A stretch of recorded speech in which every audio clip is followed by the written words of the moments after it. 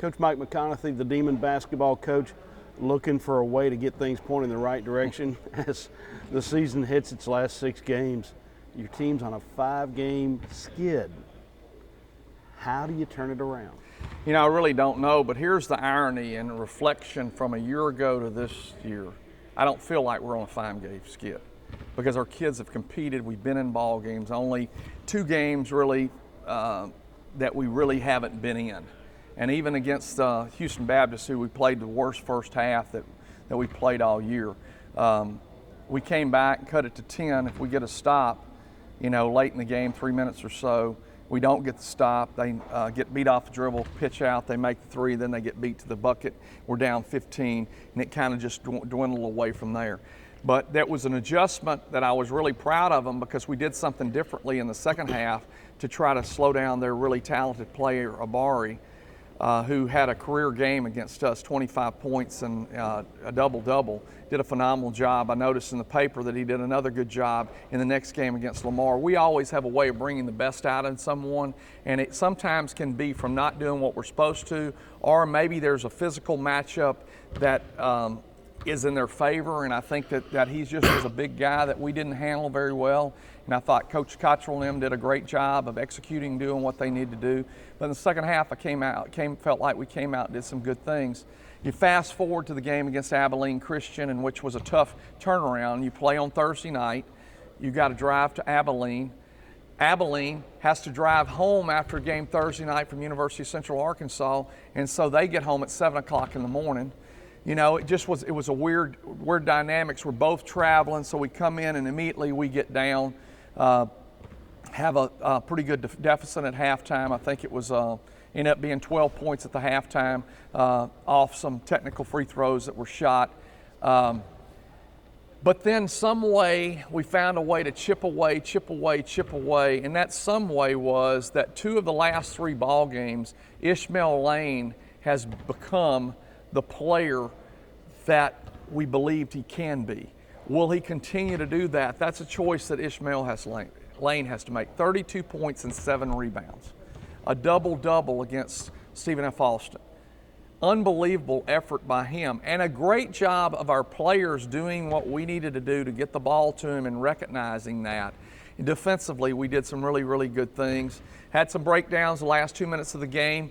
There again, that's knowing how to win games and stepping up and doing the little things. And so when you say we've been on a 5-game skid, I didn't even know that because I hadn't looked at it from that angle. I've looked at it that we've been playing, we've been competing, we haven't won, but we've got to continue to do the little things we have to do to try to get on the left side and get the victory.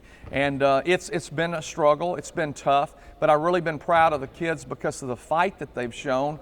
And Doug, I think that you would agree that if you think about the way you felt a year ago after our games versus the way you feel about our games this year, it's a completely different situation because we are fighting, we are trying to figure out how to do it, and really and truly with greater odds this year than we had last year because of the fact of the number of players that are out versus last year we had lost 1 player, but that 1 player, we never got over that through the whole course of the year.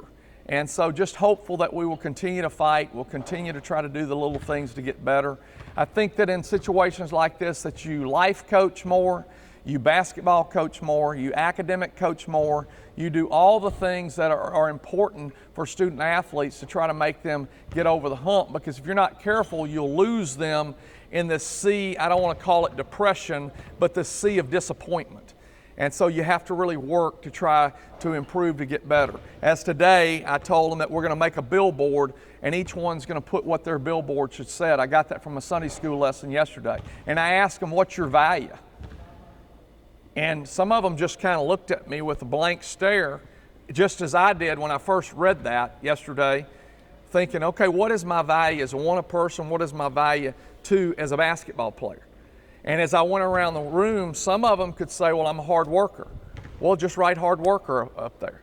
A couple of them said, well, I don't know what my value is. Well, that's when you're really in a bind if you don't know what your value is. And then when they came back after practice, somebody said unselfish. I said, that's one of the greatest things a basketball player can say. He's unselfish. He doesn't care where it comes from. It matters that it's about the team. So, those are the kind of things that we're continuing trying to fight through. We're trying to do the little things to try to get over the hump and make a run at the end of the season. With 6 games left, 4 at home, do you feel like your team is poised to make that run? I'm very hopeful. We've got tough opponents. Every one of them is tough. But let's go back to this. We just went to Abilene Christian. We just played, led the game, ended up losing at the end. They have beaten league-leading New Orleans, league leader Sam Houston, league-leading Stephen F. Austin. They've beaten all those things. It's the same kind of game against us as it was those teams. So some would say, well, they had tough travel. Well, we had tough travel too. You don't look at those things. You look at that we're competing against everybody. We go to UCA, 90-88 2 weeks ago. UCA beats Abilene by 13 or 14 on Thursday night. I mean, we are right there. We just got to find a way to get over the hump and get it done. We did get the services of Josh Boyd back. It's going to take him some time. We're scheduled to get Zeke Woodley back on the 22nd. First game Zeke comes out, you're hoping you're going to have a great game out of Zeke. But also you got to have a great game out of everybody. And I think that it's just not about one guy coming back, about everybody being on the same page and everybody doing the little things. What made the Demons so good in their convincing win at Southeastern? And to paraphrase, what will make the Demons good again? Well, one thing is, and the irony of that game is we had some big games came from different places. Jordan Bell, 18 points, 12 rebounds. Devontae Hall, 28 points, low turnovers, high assist. Did a great job. Defensively, all our guys were on the same page of playing above and doing the little things and guarding what they do. Jay Ladner's done a phenomenal job there. So what we have to do is come with the same type of enthusiasm. We played in that game not like we were the visiting team. We played like we were the home team and we were carrying things forward. And it was really and truly, it was one of the favorite games that I've been involved in several years because of the way that we came out and executed and did the things that we asked them to do. Didn't make every shot, didn't get every rebound, didn't get every block out, but you never do. But it's the manner in which you approach it that makes all the difference in the world. Then Saturday you go to Thibodaux to play a Nichols team that Sabree Thompson dropped 38 on here. It was quite a battle, and you prevailed here. So talk about that matchup. Yeah, it'd be a tough game. Nichols is always a tough game. Doesn't matter, what the records are. And right now, we're both in the same situation that we need to win ball games badly. And I think that Coach Riley's done a magnificent job and done a lot of good things, put himself in his team in a position to be competitive. They got one of their players back, and for the life of me, I can't think of his name right now. I was looking at his stuff. He shot 22 threes the other night. 22 threes is how many attempted. So that's a different player than was in the game the last time. We'll have to be prepared for that and understand that we've got to guard that guy and keep that guy in front of us and know what we got to do. Tomorrow's Valentine's Day. Would you give your team a Valentine?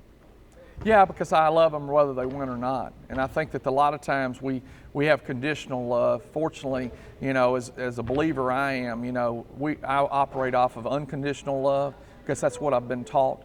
And, sometimes we want to hold back things from people, but reality is we care about them. We're going to continue to give them a Valentine and show them the love that they deserve, even though they might not deserve it, and they may have been a bad little girl, like my wife just got through telling the story that she was a bad little girl when she was 6 years old. But, we have to love people unconditionally. So, yeah, I'd give them a Valentine. I'm not sure that it would be really a very pretty Valentine, but I'd give them a Valentine. Would it be a homemade Valentine? It probably would be because, I'm rather frugal. That's right. Would it be cut out of cardboard, or would you draw something, or what? I'd probably draw something, Okay. and try to be creative. If you've ever been to any of my events, I try to be creative and try to create the unknown, I guess. Like right now, going through my mind is I should have my Christmas tree and Thanksgiving card drawers out, but they should be painted red and white so we could put our Valentines on them. Very nice. You going to be frugal in your Valentine's gift to your wife? I really don't give my wife presents because my presents are never extravagant enough. Very well put. Are you available for off-season diplomacy duties? We may need some of that. Definitely so. Okay, good. Coach Mike McConathy. Okay.